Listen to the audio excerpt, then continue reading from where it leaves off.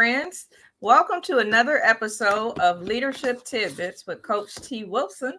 I am your host and leadership mentor, Tywauna Wilson. And it looks like I'm having some difficulties right off the bat. So let me get my camera together. In the meantime, while I am adjusting my camera, come on in and introduce yourself in the chat. Let us know where you're coming in from.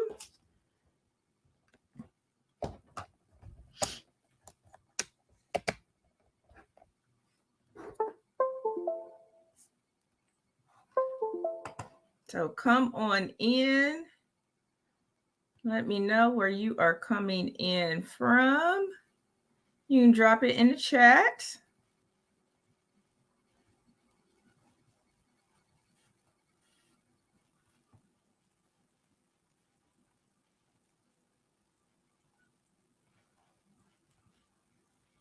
Aha.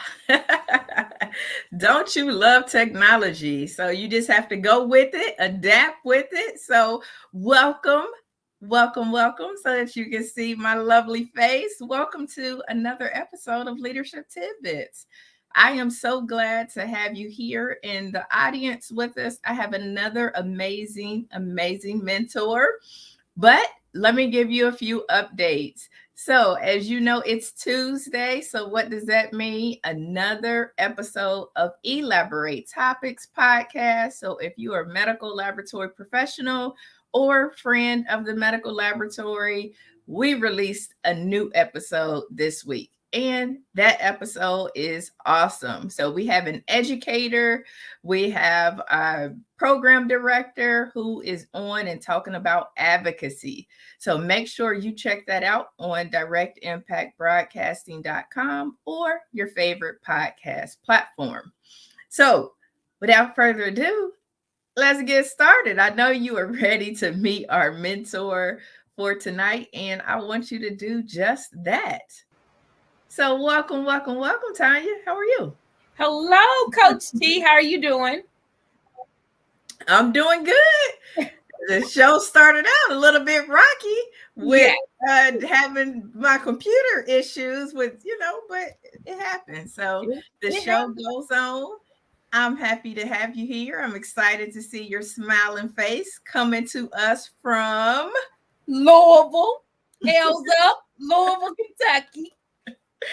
So coming all the way from Louisville, Kentucky, for me, that's not that far away, but for some of you, it could be a little bit further. So my goal is to bring you mentors from all over the world. So this time we have Tanya White here from Louisville, Kentucky. And so you are getting mentorship from the best. And today it is no different. We have something great for you. So as you're coming in and introducing yourself, I want to give you a little bit of information about our mentor. So Tanya is a native of Louisville. She earned a BS in business management, a master's in teaching, a master's in school counseling, grades K through 12, as well as an EDS. So this girl is, I'm telling you, I'm a professional student. Listen, she is doing it. So she has it in her educational leadership. She has a principal certification from the University of Louisville. So Tanya spent 20 years in the public school system as a special education teacher for 13 years and as an elementary school counselor administrator for the last 7 years. Tanya's purpose remains the same despite the hat she wears: to change people's lives, a no I can't attitude into yes I can actions. Okay. A no I can't attitude into yes I can, which will eventually lead to yes I did it accomplishments. In September of 2021, she launched S&T Publishing Company, where the love of writing births books of excellence. Tanya, a doting aunt of 6 nieces and nephews who affectionately call her, guess what? Auntie. A super huge fan of the group New Edition. And if she slide a couple of just a little bit over, you might even see the New Edition. And a devoted member of Delta Sigma Theta Sorority Incorporated, actively serving the Louisville Alumni Chapter. So I told you I was bringing somebody good. Anytime I can bring one of my sorority sisters on, you are in for a treat.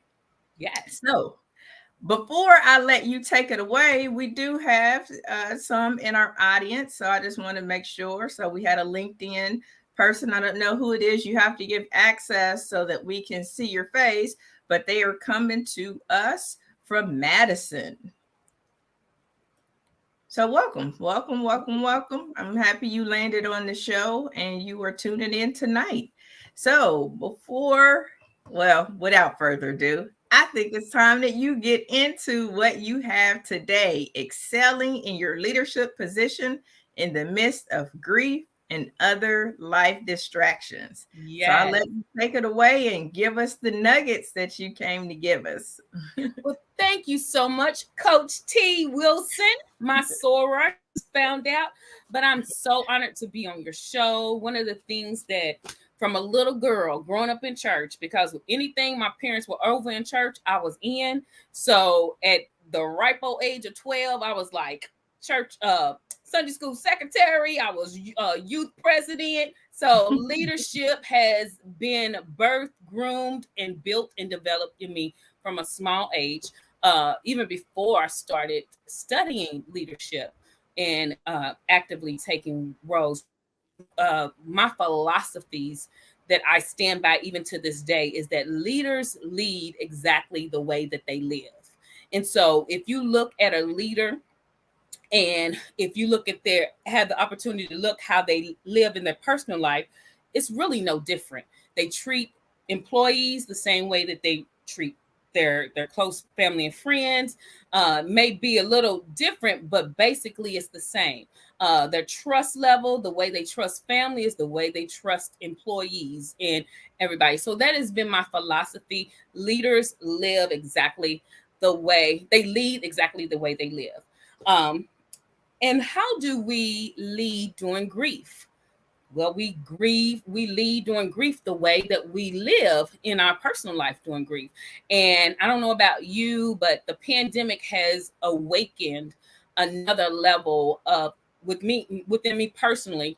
I lost friends and a family member during the pandemic, and they were my age too. I'll be 52 this year, but just to lose people in your same sector really opens your eyes.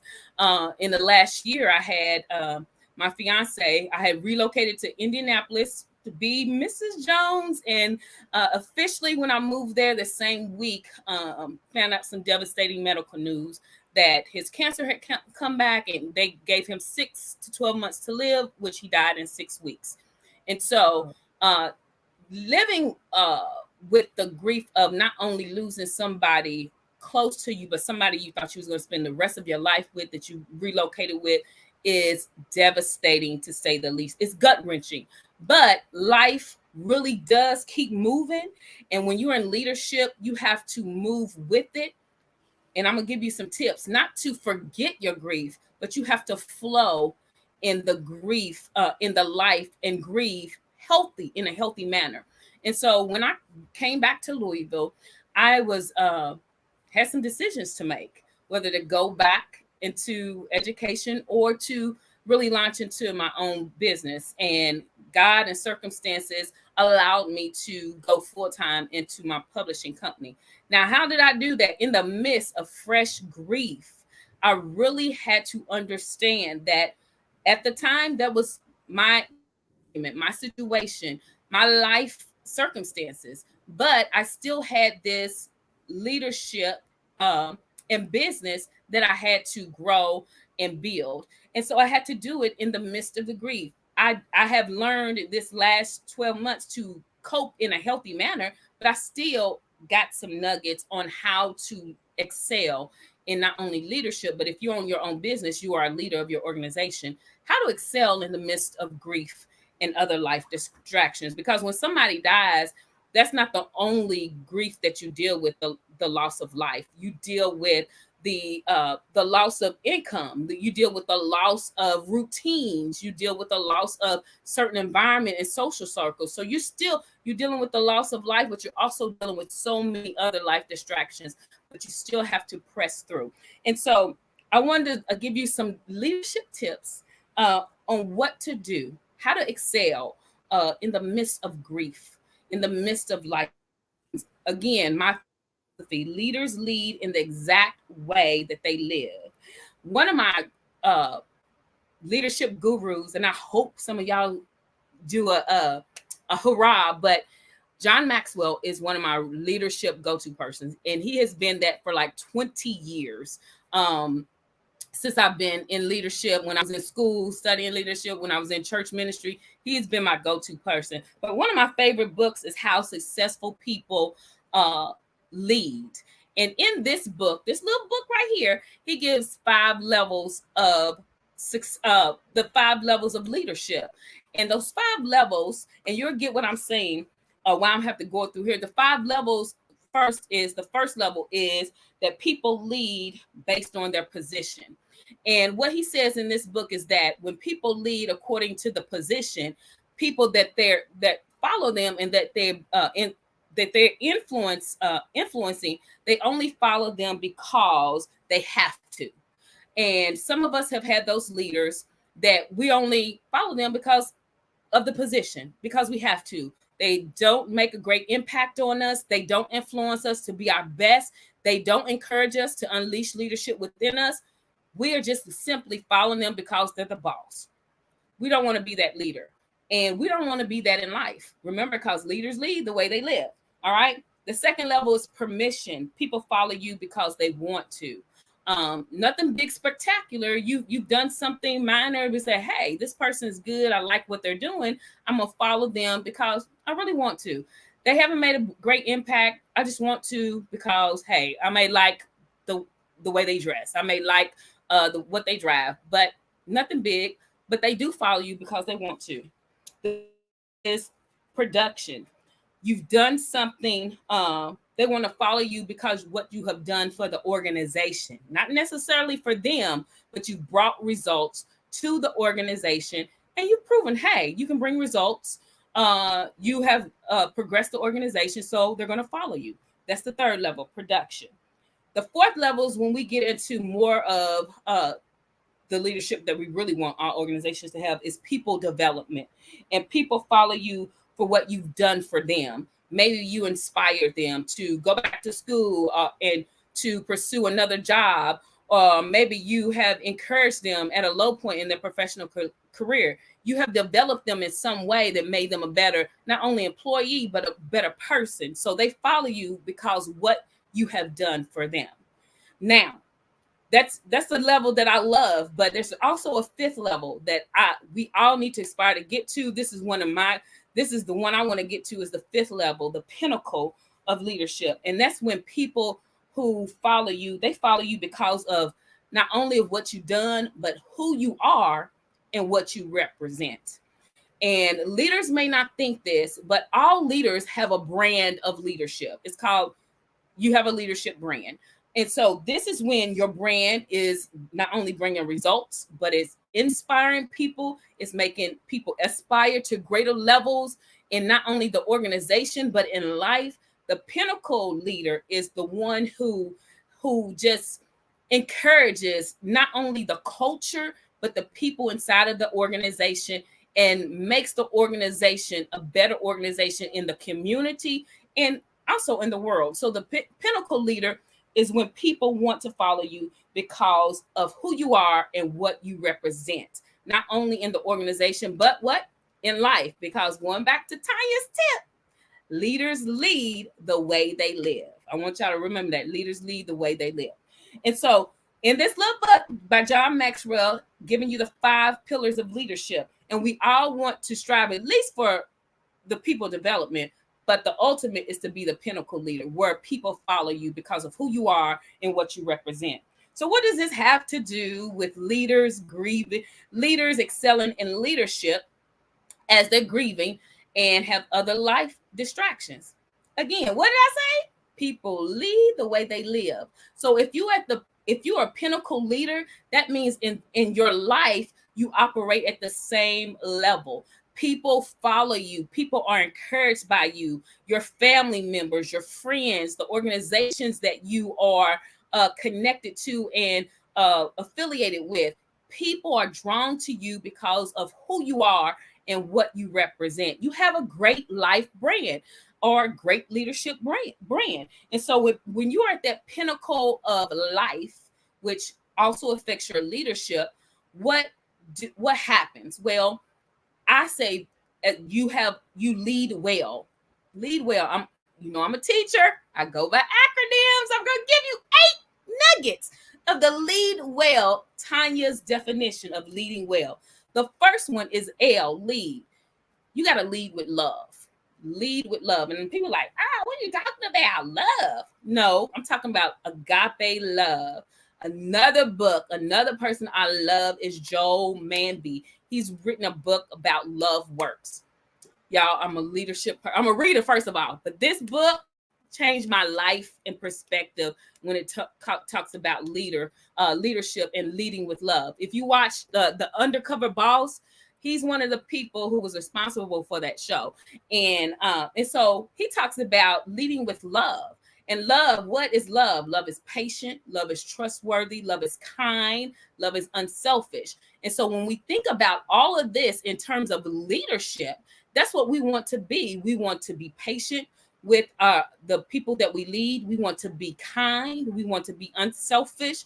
We want to be trustworthy. So when you lead with love, the agape love, you're going to not only improve the culture, but you're going to transform the culture in your organization because you're going to treat people with love. And if the pandemic has taught anybody anything, is that at any given time, the world can shut down. And at the basic, when business is not running, when you're not making money, what do you have? You have the people who you love around you and that you got to treat. And so even doing virtual, when you're leading virtually, when you lead an organization, you got to remember the basics of love. Love is patient, love is kind, love is trustworthy. So lead with love. That's L, love.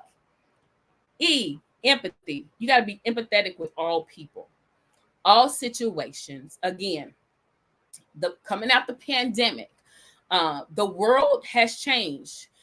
Whether your organization has caught up with it or not, the world has changed. The way we do business has changed. The way that we gather in organizations has forever changed. Some of us think, just because people are going back to the building, that's normal. No, you're going to see in the next few years that it's going to be more remote workers. You know why? Because companies realize that they save tons of money not paying for leases, and then their employees really became closer because when we're doing virtual, we get to see people in their homes and really how they operate outside of the office, which really is how they operate inside the office. And then that's where the empathy comes in. We can see that, okay, when they're at home, they really don't have time to focus on work because they may got 4 or 5 kids that they have to tend to. We have to be empathetic about that. So as leaders, when we say we have a deadline, I need you to do this tonight. And tonight, this employee has 4 kids that has to go 4 different places. I have a brother who has kids like that. They got to go to 4 different practices, 4 different places. So him and his wife are always coordinating something. So you have to be empathetic. You have to be empathetic as a leader. Understand people, their position, and what they're enduring, and be empathetic about it. So that's E. A, be approachable. As leaders, I know coming out when I first got my undergrad years ago, the leadership model was at that time really was to lead with iron fist, to lead your employees. That's how you get more work done. And remember, that is in the early 90s. But things have changed. And so you have to be an approachable leader, because once you're approachable, people trust you. They can confide in you, and then you really do get more productivity out of employees because you built that relationship, and you are becoming the pinnacle type leader that I talked about earlier that John Maxwell shared. And so when you're approachable, people are more apt to come to you not only with problems, but with solutions. They're more apt to share their mind and what they're thinking because you're approachable, and that makes you trustworthy. So A, approachable. D, be diverse. And I know this diversity and diverse has been thrown around, and it's more than race, it's more than gender. Diverse is mean being diverse in people's opinions, people's solutions, people's way of doing business. You have to incorporate and embrace differences, and that's what diversity means. People are different. We're all different. And different is not a bad thing. It's a unique thing, because when we're all different, we make a good gumbo of an organization. Everybody has their own flavor, their own flow. And then when we put that together and embrace the diversity of everybody, not only in theory, but in action. So that means if somebody comes to you with an idea that you never thought of, and you're thinking, that's not going to work. But if you diverse and give it a chance, because remember, the world has changed, and maybe your type of thinking is traditional thinking, and this can move your company forward. You got to be willing to embrace that. And if it doesn't work, then going back to approachability, y'all can come back to the table and say, hey, that didn't work. Let's try something else. All right. So D is diverse. So lead well. Let's go back over. L, lead with love.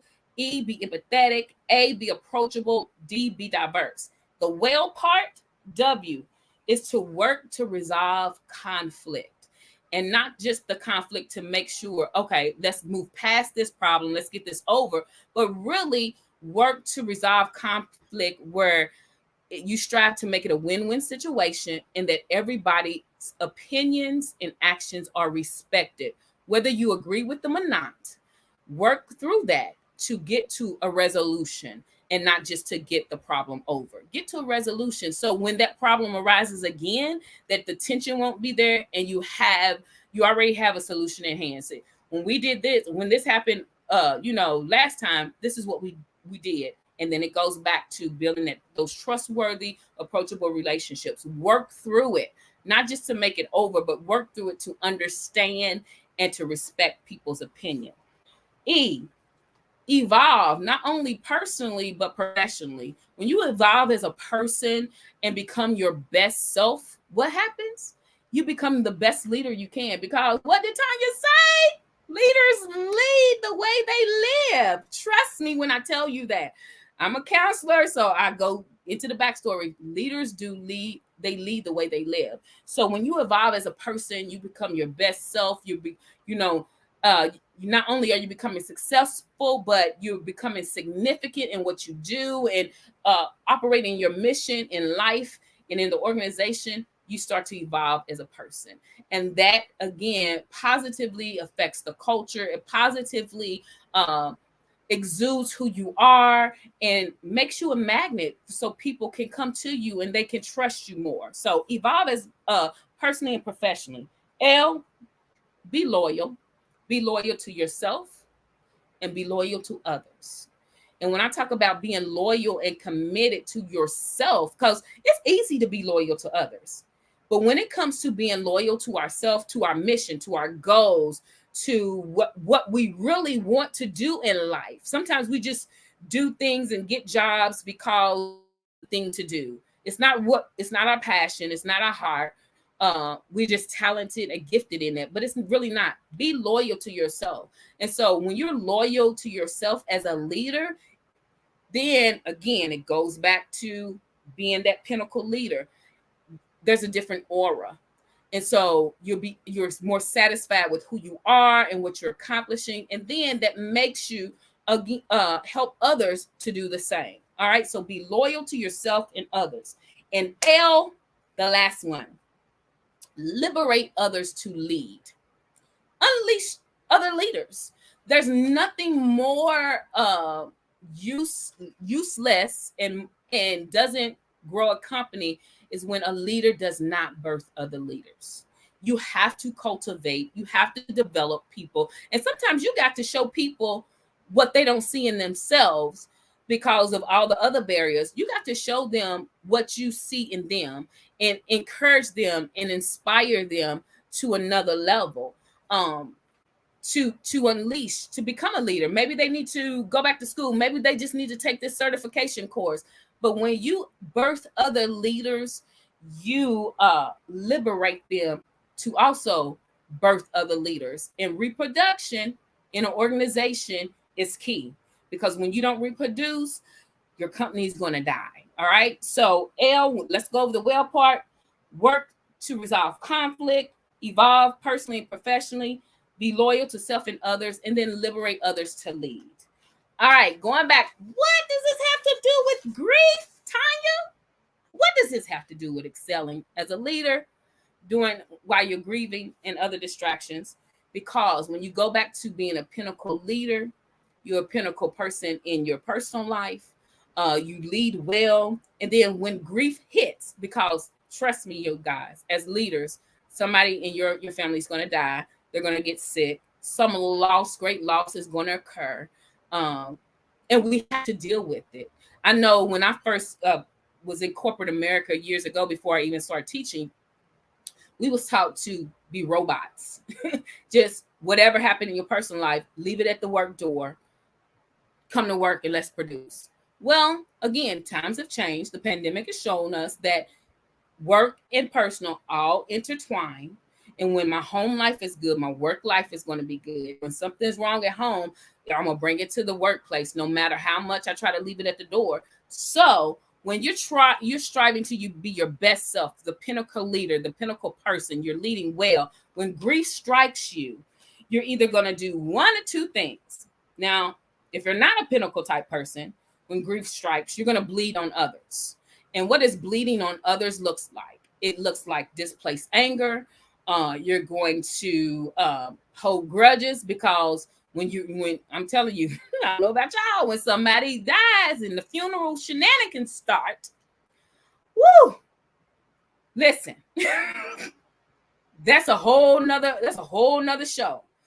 But when you go to work and you see somebody that may resemble somebody that brought those shenanigans to the funeral, or craziness in the family, then you're going to bleed. You're going to lash out, and they're going to be like, what is wrong with you? But what you're doing is bleeding on them, because you haven't processed the grief.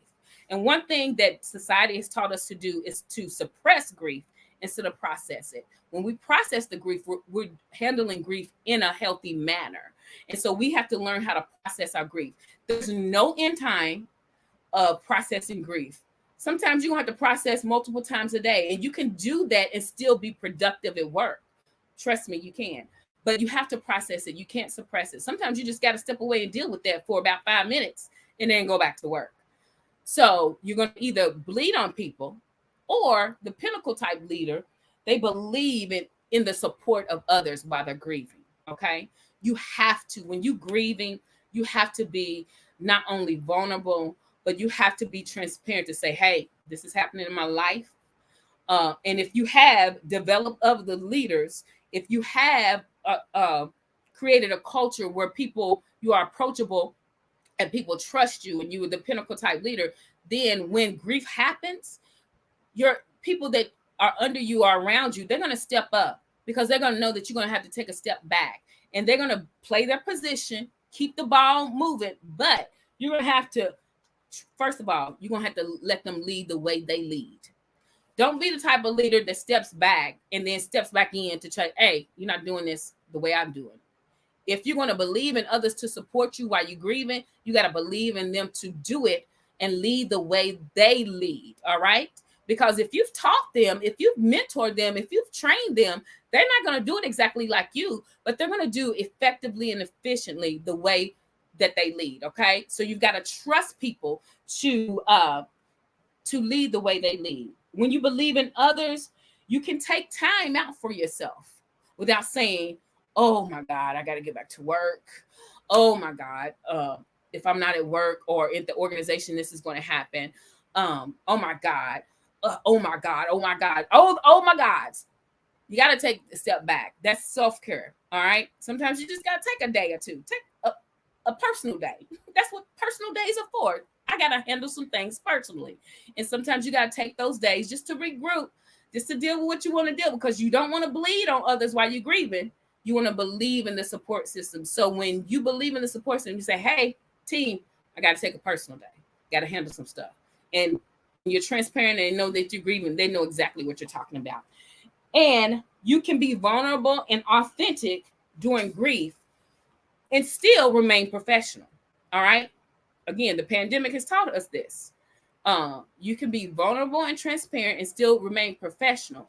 But when you're vulnerable and transparent and say, hey, I got to take a step back, or you know what? Hey, the anniversary is coming up of such and such death.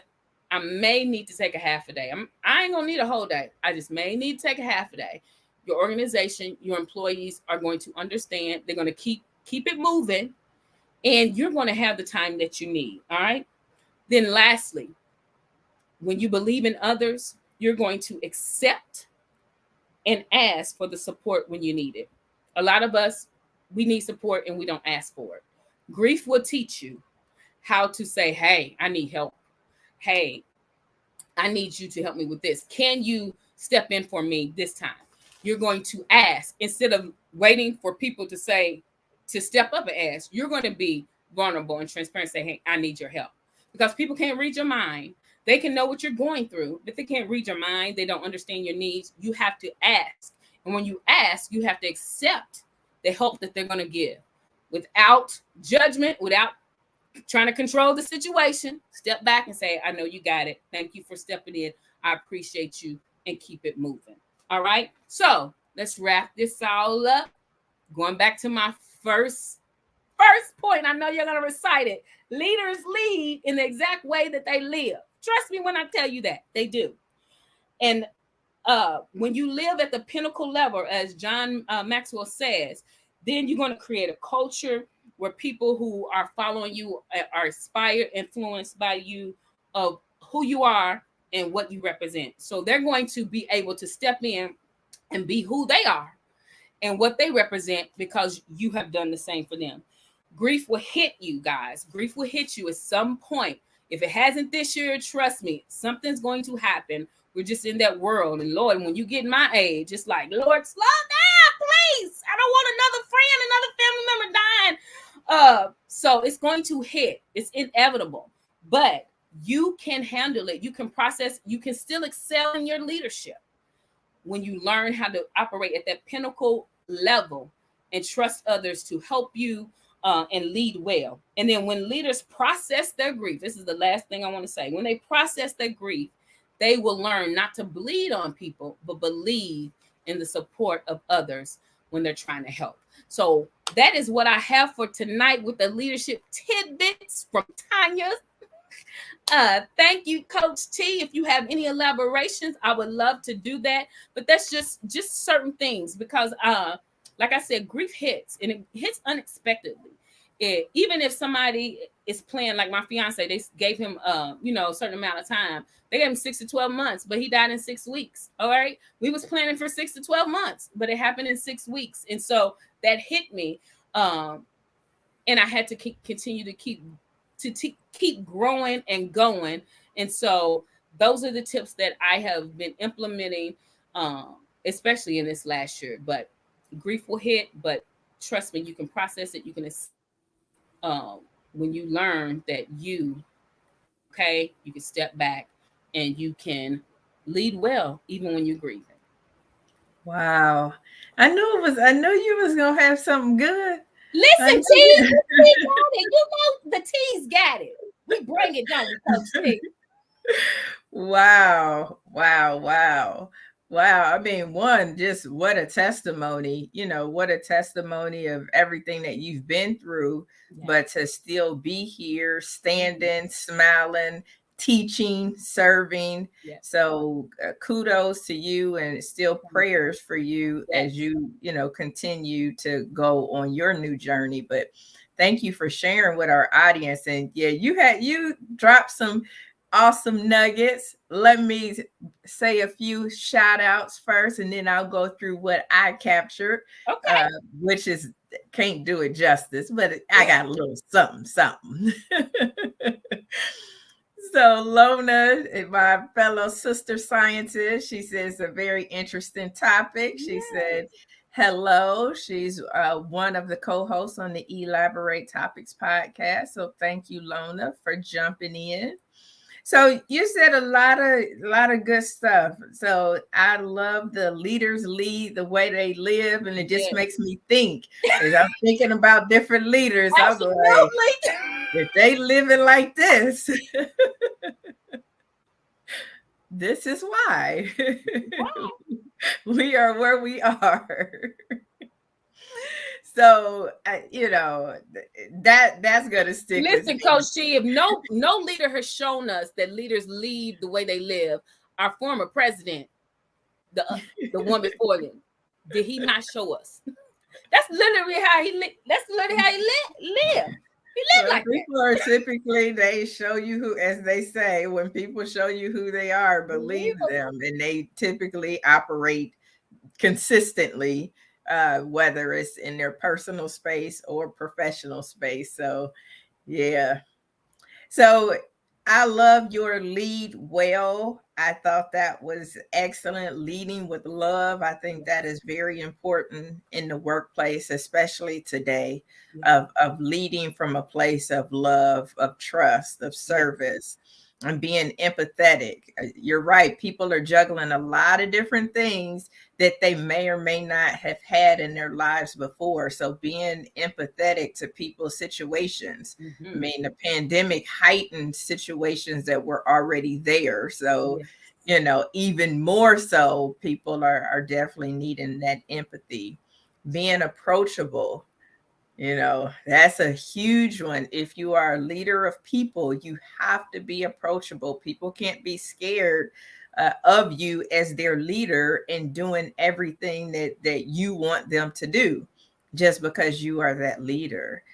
That diverse, I think that's very important. Diversifying your skills, diversifying the people on your team, the backgrounds of people, the capabilities of people, not just what you see, not just, race and sex and all of that, but, the different skill sets that come. Do you have people on your team that maybe lived in different parts of the world before? All of that fosters very different thinking, which is where innovation and magic takes place. Then work to resolve conflict. Don't avoid. And all of my technical people out there, don't avoid. Do not go giving the silent treatment. Oh, that Coach T, just it goes back to people lead the way they live. I was big salad. Look, you made me mad back in my 20s. Oh, you getting cut off. But I've evolved. I don't do that anymore. So that's one of the positive impacts. But when you start examining leaders' behaviors and like I said, the pandemic allowed us to see into people's personal lives, and you're like, oh, okay, that's why they act like that. They act that way at home. So yes, it is. So, and you said it evolved. You have to do things differently. So regardless of what industry you're in, if you are working in corporate or healthcare or whatever, education is your background, you have to evolve, or even in your own business. So what you did, 10, 20, 30, 40, however long it's been in your profession, I'm sure what you did when you first got in is very different than how it is now.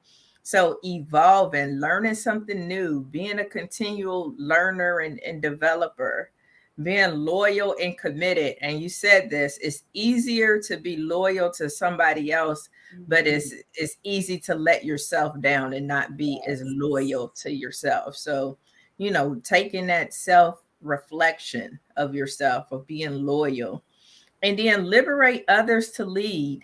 Don't micromanage. Nobody wins like that.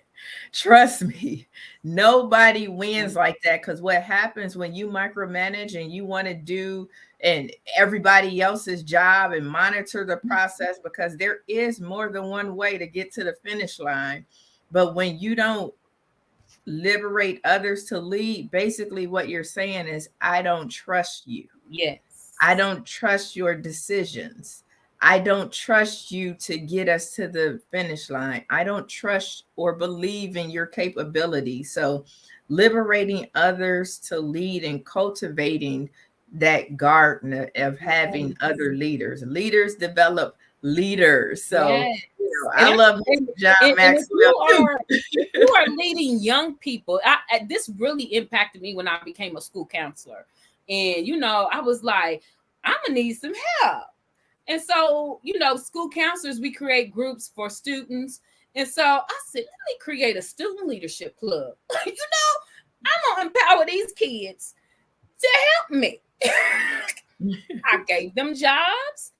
I taught them from K through 5. We met once a week in a different grade level. So I trained them on how to be leaders. I brought other leaders in, and then throughout the school week, they had jobs to do, whether it's in my office or in some of my colleagues' office. And I was like, hey, so don't sleep on the young people. If you are leading young people, or you're in an organization that has young people as interns, trust me, empower them to lead, because they got more energy than you. And they're more technologically savvy. So yes, for those who are leading young people or mentoring young people, please empower them to lead as well. Yeah, and it's never too early. I think when you foster those skills, foster the critical thinking, and you mentioned this when you were talking about grief and being able to process grief, whereas sometimes we're taught to suppress it, Yes. which is similar in the workplace. If you are thinking about critical thinking, sometimes, you can script as much stuff out as you want, right? You can script it out, have procedures, have policies, but at some point, the script, you're going to have to go against the script, because first there's going to be something that happens, right? Yes. That you're going to have to think for yourself. So I recently had it happen. It just makes me think of this whole processing and making sure that we equipped our young people and equipped our team. So I recently had it happen. I was taking my daughter through McDonald's. She's potty training and she was doing a good job. So I rewarded her with some fries. And so they were only taking cash. So they were only taking cash, and I'm good for having no cash. And so I'm like, oh my goodness. So I look and I got change on change upon change. So I'm like, okay, how much is the fry? And they're like $2.20. I'm like, okay, great. So I get up to the window. I had already counted it out. I had about 3 quarters, and I had several dimes, and I probably had about 8 nickels. I counted it twice before I even got to the window, because I had so much change. I wanted to make sure I didn't drop it, pull it around. Right. I got to the window and I gave it to the cashier, and then they counted it, put it all on the counter. And it was like, ma'am, this is $1.75. And I'm like, are you sure? Like, I'm thinking I done counted this twice. And I'm like, okay. I said, well, give it all back. And so I counted it back out. I'm like, here's 2 quarters and 3 quarters, and then 2 dimes and a nickel. Here's $1. Then I gave him like 7 dimes and 6 nickels. Here's $2. And then I gave him, the 4 nickels. And he was like, oh, I'm so sorry, ma'am. I'm so sorry. Yeah. I'm saying that to say that this was a time that was against the script. Right. Typically they have their computer, the calculators working, they taking credit card payments, and they're probably not having to count that kind of coins or cash frequently. So this is why we have to, one, be able to process grief and not just suppress it, be able to process it, work through it, think through it, critical think, because the script isn't going to always work. And this was the time it did not work. And I'm sure the person's drawer was been cheating people. Sure, he'd been cheating people, or his drawer was over when they counted it down at the end of the night, because the script didn't work that day. Right. So I think it's important, and it just told that story, a little humor, some not with it. But we do. We have to lead well, but that whole evolving, that whole developing, that whole processing when things don't go according to the script, when grief happens, when distractions happen, when loss happen, when failure happen, when any of those things happen, we need to be able to lead well, and leaders lead the way they live. Absolutely. I'm gonna stick to that. I've seen it too many times. No, so I think those were valuable nuggets. If you are out here and you have caught some of it, go back and catch the replay. The very good nuggets, especially if you know you are going through grief, going through failure, going through rejection, you trying to figure it out. It's chaos in your life. It goes back to leading well. The first place to lead is yourself. Yes. So start there. And Tanya gave us some awesome nuggets. The other T. Yes, the other T. And I also want to say, please take a lot of organizations are now paying for emotional wellness, a number of therapy. Please take it. But because when I was on my job and it was stressing me out, this is before I even met my fiance, and I was still dealing with the residue of losing my mom and my dad, years apart. And then when they said yes, we offer like 4 sessions for free, Pride's like, oh, I don't need that. But yes, you do. If your company offers some emotional wellness therapy, counseling, please take advantage of it. It's private. They don't even tell. I know in my organization, they didn't tell who came. They just said an employee came. So please take advantage of that, because especially if it's out of the building, you can have like a sounding board. And then you need, because it's part of your process. Some of us, at that time I realized I was still carrying residue from unprocessed grief, because again, as you evolve as a person, you start handling things differently. When my dad died, I was 26. I was like, I'm mad because I'm a daddy's girl. When my mama died, I was robotic because I'm the oldest and I'm taking care of the state and make sure my siblings are okay. And so it took years for me to understand, hey, I didn't process their deaths well. And so I started out with taking, some sessions, and then that grew into me finding my own therapist. But please take advantage.